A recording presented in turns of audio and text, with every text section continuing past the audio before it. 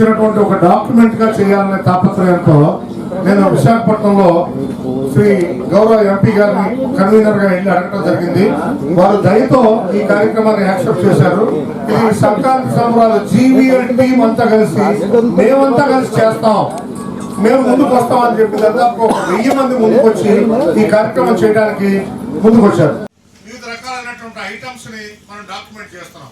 అవి ఏంటంటే ఉత్తరాంధ్రలో ఉన్నటువంటి యాదవులు వాళ్ళు అడవుల్లో ఉండి గొర్రెలను మేపుకుంటూ మేకలను మేపుకుంటూ ఎంతో ఇబ్బంది పడి మనందరికీ సంతోషాన్ని ఇస్తున్నటువంటి వాళ్ళందరికీ ఏంటంటే మనం చేయబోయే ఏకైక అద్భుతమైనటువంటి విషయం, వాళ్ళు అక్కడ పాడుకునే జానపదం అయినటువంటి తప్పెట గుళ్ళను కానీ లేకపోతేనేమో జానపదాలైనటువంటి మన కోలాటాలను కానీ చెక్క పద్యాలను కానీ ఇవన్నీ కూడా ఈ ఉత్తరాంధ్రలో ఉన్నటువంటి వాళ్ళు వాటన్నింటినీ కూడా అలాగే దింసా నృత్యాలు మన గిరిజనులు చేసే దింసా నృత్యాలు ఇవన్నీ కూడా డాక్యుమెంట్ చేసి వీటితో పాటు ప్రముఖ సినీ నటులు బ్రహ్మానందం గారు, అదేవిధంగా సాయి కుమార్ గారు, చాలా మంది సినీ నటులు, సంగీత విభాగాలు ఇవన్నీ ఏర్పాటు చేస్తున్నారు. సంక్రాంతి సంబరాలకు సంబంధించి విశాఖపట్నంలో నిజం చెప్పాలంటే ఆంధ్రప్రదేశ్లోనే గతంలో జరగని విధంగా సంక్రాంతి సంబరాలు ఇక్కడ నిర్వహించాలని తలపించి ఇక్కడ ఈరోజు ప్రెస్ మిత్రులందరితో కూడా జరగబోయే కార్యక్రమ వివరాలు తెలియజేయడం కోసం ఇక్కడ సమాయత్తం అవడం జరిగింది. వేదికపై ఉన్నటువంటి ఈ మొత్తం ప్రోగ్రాంకి కన్వీనర్గా బాధ్యతలు వ్యవహరిస్తున్నటువంటి శ్రీ రామకోటయ్య గారికి, భారతీయ జనతా పార్టీ జిల్లా అధ్యక్షులు రథసారథి వేడపాటి రవీంద్ర గారికి, ఈ కార్యక్రమం అంతా కూడా ఇది పండుగ కుటుంబ సమేతంగా జరుపుకునేది కనుక ఇది రాజకీయ కార్యక్రమం కాదు కనుక వేదికపై నాతో ఉన్నటువంటి నా శ్రీమతి వైద్యులు గారికి, మీ అందరికీ ఇక్కడ విచ్చేసిన అందరికీ కూడా నమస్కారాలు.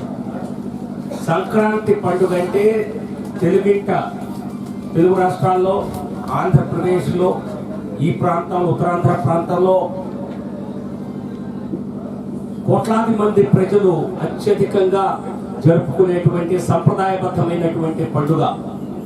తెలుగు సంస్కృతి, మన ఆంధ్రప్రదేశ్ సంస్కృతి ఉట్టిపడేలా ప్రతి ఒక్క గ్రామంలో జరుపుకునేటువంటి ఒక అద్భుత పండుగ. ఒక రకం చెప్పాలంటే ఆ పండుగని అందరికీ వెళ్ళి ప్రతి గ్రామంలో ప్రతి ఒక్క కార్యక్రమాన్ని సంస్కృతిని చూసేటువంటి అవకాశం కలగదు కనుక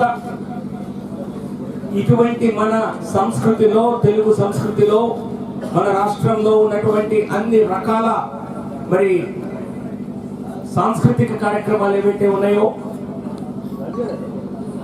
తెలుగు సంస్కృతి ఉట్టిపడేలా జరిపేటువంటి వినోదం అయితేనేమో, ఆచారాలు అయితేనేమో అన్నిటినీ ఒక వేదికపైకి తీసుకురావాలని చెప్పి Andhra university Visakhapatnam engineering college grounds లో దాదాపు 2 లక్షల చదరపు అడుగుల స్థలంలో ఒక గ్రామ వాతావరణాన్ని పూర్తిగా తలపించే విధంగా ఇక్కడ ఏర్పాట్లు చేసి ఇక్కడ అన్ని రకాల జానపద సాంస్కృతిక కార్యక్రమాలు నిర్వహించాలని చెప్పి తలపెట్టడం జరిగింది.